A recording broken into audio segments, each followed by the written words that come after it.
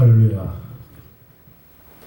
먼저 기도드리고 말씀을 전하도록 하겠습니다. 고마우신 아버지 하나님, 또 금년 한 해도 어느덧 반을 지나 7월이 왔습니다. 아버지 KCN 한국기독뉴스협회 주님 뜻 가운데서 지켜준 대로 작년 금년을 무사히 잘 넘겨서 또 한 해 중간에 와 있습니다. 아버지 저들의 많은 회원들이 주님 뜻 가운데 있게 해주시고 또 현장에서 또 전원 집회를 하는데 모든 것을 다 이뤄갈 수 있는 우리 멤버들이 되게 해 주시옵소서.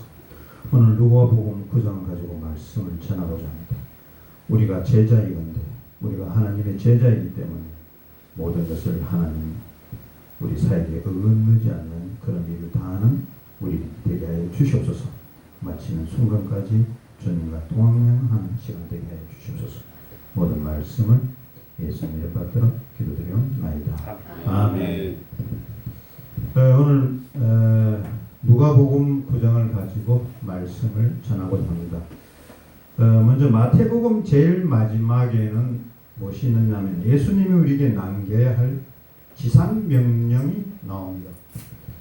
지상명령이란 말은 뭐냐면 우리가 이 땅에 살아가면서 반드시 지켜야 할, 따라야 할 그런 명령이라는 겁니다. 그 지상명령의 첫 번째가 무엇입니까? 그것은 이런 이야기입니다. 그러므로 너희는 가서 모든 민족을 제사로 삼아라고 했습니다. 모든 민족을 제자로 삼아라고 했습니다. 모든 민족을 제자로 삼으라 하는 것은 모든 민족을 한 카테고리로 묶어서 우리가 다 같이 하나님 나라에 갈 수 있는 그런 어떤 일원이 되게 하라, 그렇게 이야기를 하고 있습니다.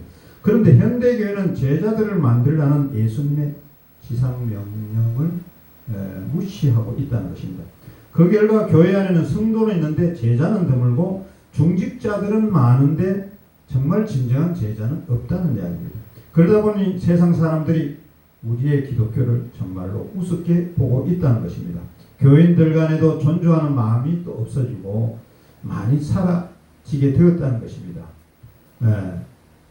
어저께도 우리 정강원 한기총 대표회장을 만나고 왔습니다만 많은 사람들이 신앙을 가진 사람들이 정치에 임한다고 이야기를 하니까 믿는 사람이 무슨 정치를 하느냐 이런 것을 이야기를 자꾸 했습니다. 진정한 제자의 의미가 뭔지를 한번 다시 생각하게 하는 그런 시간이나 순간이 왔다고 저는 생각합니다. 다시 한번 우리가 주님이 남기신 지상명령을 한번 생각을 해보면 내가 먼저 주님의 제자가 되도록 노력하고 제자로서의 길을 걸어가야 할 길이 진정 무엇인가 한번 생각할 필요가 있다는 것입니다. 예수님이 사역하실 때 제자란 말은 일반사에 있어서 사용된 말입니다. 신약 성경 사복음서와 사도행전에 보면 제자라는 명사는 246번 나옵니다. 그리고 제자가 되다라는 동사는 25번이 나옵니다. 성경 외에 일반적인 헬라 사회에서 제자라는 단어는 일정 직업의 도제, 또 일종 업종에 대한 학생 또는 일정 교사에 대한 생도를 이미 했던 것입니다. 지금도 뭐 그런 사항이 계속됩니다만 신약 성경이 기록된 시대는 제자라는 그런 내용은 일반적으로 많이 통용했던 그런 것이고 모세의 제자는 모세 율법을 배우는 학생이었다는 것이죠. 돌이켜서 보면은 바리새인의 제자라는로 기록된 토라, 즉 히브리어 율법 구약 성경과 구전으로 정리된 토라로 이야기할 수 있는 유대 전승들에 대한 정확하게 상세한 지식을 이야기하는 사람을 이야기하고 있는 것입니다. 제자들은 사람들을 완전히 자기들의 랍비들에게 헌신했습니다. 자신들이 선생님의 해석과 지독 없이는 성경을 연구할 수 없고 성경에 관해서 토론하기도 어렵다는 것이었습니다. 철저한 훈련을 받은 후에야 자기들도 교사가 된다는 것입니다. 제자가 가지는 기독교 특유의 개념은 세례 요한의 제자들에게서 발견되고 있습니다. 그들은 이 신약 성경에 의한 자들에게 자신들을 완전히 헌신했던 사람들입니다. 이들은 자기들의 교사를 따라 금식을 하고 기도도 했으며 유대 지도자들에게 대항했으며 세례 요한이 투옥된 기간에도 그에게 충성했으며 그가 죽을 때도 그에 대한 충성은 변하지 않았습니다. 요즘 또 학문을 하거나 많은 조직에 있어서 선생과 학생 또 스승과 제자 이것이 굉장히 중요합니다. 스승의 길을 따라가면 스승을 능가할 수도 있고 스승보다 더 위대한 인물이 될 수 있다는 것을 우리는 익히 과거에 많이 보아왔습니다. 학문에 있어서 논문을 쓰고 또 이런 것을 하면서도 이런 것이 우리가 많이 보여주고 있죠. 그래서 학생은 제자는 선생으로부터 철저하게 배워서 우리가 제자의 길을 가야 된다는 것이 우리가 지금 바람직한 그런 길이라는 거죠. 이 신앙에서도 마찬가지입니다. 모세의 제자들과 바리새인의 제자와는 달리 그들은 자신들이 교사의 가르침을 배울 뿐만 아니라 자기들의 교사에게 자신들의 삶을 완전히 헌신했습니다. 몸을 바쳤던 것입니다. 그러니 세례 요한의 사역 이후에 등장한 예수님께서 제자들을 불렀을 때 그리고 지상명령을 남기실 때 제자들을 삼으라는 그 제자의 의미는 자신의 가르침이 아니라 자기 자신을 따르라고 부르심을 의미한다는 것입니다. 자기를 따르는 사람에게 완전히 복종을 기대했으며 또 자기를 따르며 고통을 당할 것임을 경고했으며 다른 사람을 섬기라고 가르쳤습니다. 그러니 우리가 예수님의 제자라고 말할 때 그냥 단순히 주님의 가르침을 배우는 단계를 넘어선 의미로 봐야 된다는 것입니다. 디트리 보니퍼 목사님은 제자로서의 부르심에 대해 이렇게 말씀을 하셨습니다.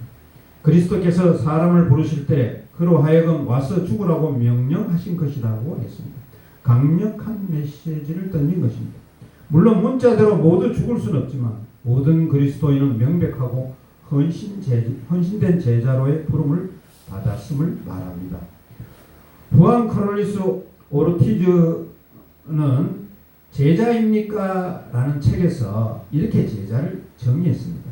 제자는 예수 그리스도를 따르는 사람이다. 그러니 그분의 왕국에 속해 있다 하고 또 그리스도인이라 해서 누구나 다 그분의 제자는 아니다. 그리스도를 따른다 하면 그분을 주님으로 모신다는 말이요. 이 말은 노예로서 그분을 섬긴다는 뜻이다. 이 말은 또한 그분을 사랑하고 찬양한다는 뜻이 되는 것이다. 자, 이것이 주님의 제자이라고 후안 카를로스 오르티즈는 이야기하고 있습니다. 그렇다면 우리는 주님의 제자로서 바른 삶의 방향을 잡고 따르고 있는지 한번 점검해 볼 필요가 있다는 것입니다. 여러분, 사람은 자신을 살필수록 더 깔끔하고 더 아름다움을 유지할 수 있습니다. 여러분이 오늘 교회에 나올 때 그냥 나오시는 분은 별로 없다고 합니다. 이쁜 옷차림으로 깨끗하게 몸 단정하고 또 거울을 보고 이렇게 나올 것으로 봅니다. 마찬가지로 주님의 제자된 우리들은 성경이라는 거울을 통해서 우리 자신의 모습을 점검해 볼 필요가 있다는 것입니다. 성경을 보면서 성경에는 주님의 제자의 모습은 어떻게 말하는지, 제자로서의 길을 걸어가려고 하면 어떤 길을 걸어가야 하는지 점검해 볼 필요가 있다는 것입니다. 오늘은 하나님께서 우리에게 주신 본문을 통해서 주께서 가르치신 제자도라는 이런 개념으로 제자의 길을 어떻게 우리가 잡아가야 되는가 하는 것을 생각해 보는 시간으로 이렇게 정리하였던 것입니다. 오늘 본문은 두 단락으로 구성되어 있습니다. 51절, 56절이 한 단락이고 57절, 62절인 또 한 단락. 그런데 말씀을 묵상해 보면은 단락은 두 개로 나눠져 있지만 핵심적인 내용은 하나라는 것입니다.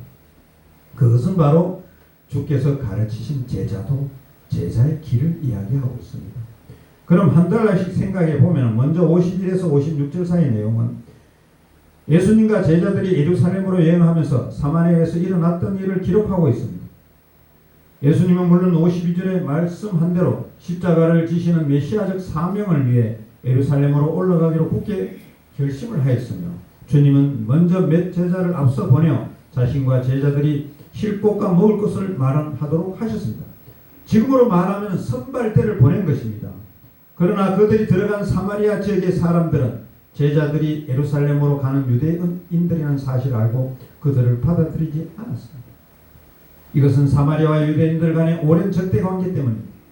주된 721년 아수르가 북왕국 이스라엘을 멸망시킨 후에 실시한 인구 통합 정책으로 이방 민족들을 사마리아 지방에 이주케 하여 사마리아인들은 호년인들이 되었을 뿐 아니라 거리산 산에 자신들이 성전을 짓고 또한 자신들이 성경을 가짐으로써 유대인들과 반목질시하는 적대 관계가 계속되었던 것입니다.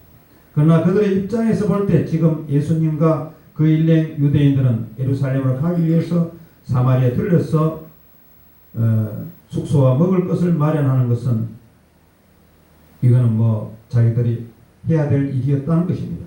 뒤늦게 사마리아로 돌아온 예수님과 제자들에게 이런 소식이 전해졌습니다. 그러자 제자 중 야고보와 요한이 그 소식을 듣고 흥분해하면서 하나님께 말씀합니다. 54절에 주여 우리가 불을 명하여 하늘부터 내려 저들을 멸하라 하시기를 원하시나이까. 마치 엘리야가 갈멜산에서 재물에 불을 내림으로 하나님이 참신인 것을 증명했고 바알과 아세라 선지자 850명을 죽였듯이 불을 내려 저들을 죽이고자 요구합니다. 주님은 흥분한 야고보와 요한을 오히려 꾸짖고 다른 마을로 가셨다고 합니다. 이 말씀에서 우리는 제자도 하나를 찾을 수 있습니다. 제자도 그것은 복음 사역을 거절하는 이들에게 대하여 적대 감정 대신 관용의 자세를 가지라는 것입니다. 다시 말씀드리면 주님의 제자가 복음을 거부하는 자들에 대해서 타인에 대해서 가져야 할 제자도는 관용이라는 것입니다.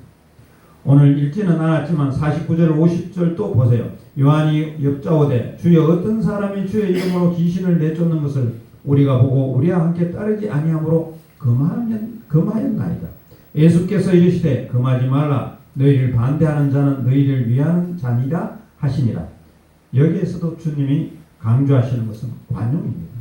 그럼 두 번째 달력을 내용을 보면은 57절에서 62절 말씀에 보면 세 종류의 사람들이 주님을 따르겠다고 말씀하고 거기에 대한 주님의 답변을 기록하고 있습니다.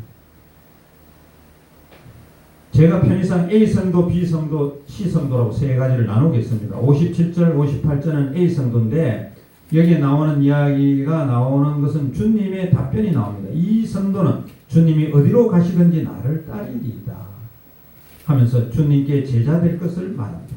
거기에 대해 주님은 58절에 여우도 굴이 있고 공중에 새도 집이 있으되 인자는 머리 둘 곳이 없도다 하였습니다.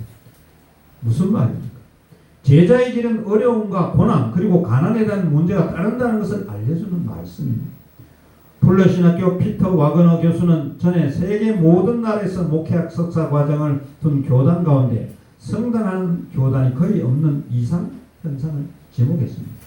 다시 말하면 목회자의 학력 수준이 높으면 높을수록 헌신과 열의가 약하고 고학력의 목회자들을 원하는 안정된 교단일수록 교회가 정체되거나 약화된다는 서글픈 현상을 발견했다는 것입니다. 오늘도 이 논리는 변함이 없다고 봅니다. 학력이 높으면 높을수록 더 안정을 구하기 때문에 더 열정이 사라지는 그런 면이 있다는 거죠. 이런 현상은 우리 한국 교회도 예외가 아닌 것입니다. 과거에 부흥했을 때는 목회자의 학력이 낮았습니다.